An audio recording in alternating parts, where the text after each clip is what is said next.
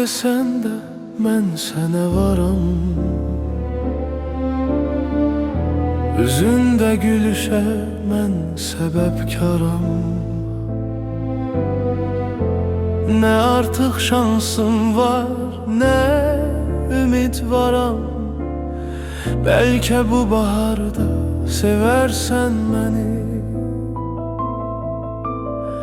Yazmasan yazmaram bir daha yenə. Arzum var bu vaxtdan sonra bir dənə. Ümidim olsun ki deyim yeganə. Bəlkə bu baharda seversən məni.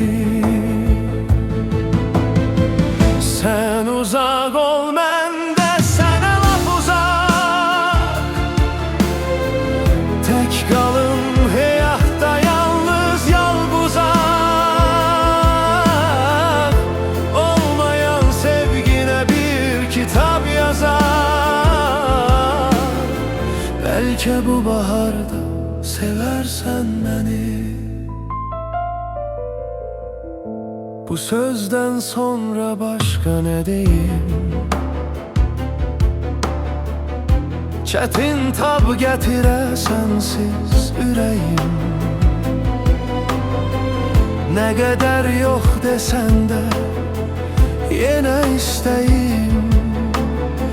Bəlkə bu baharda seversən məni. Ancaq dost olarsan belə xanda. Halına yanıram sən də yananda. Məncə indi yox yaxın zamanda.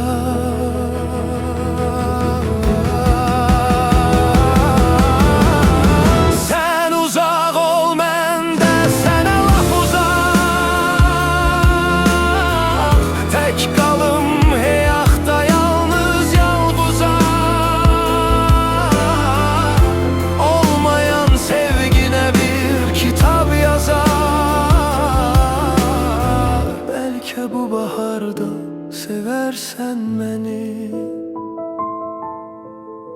Bəlkə bu baharda seversən məni.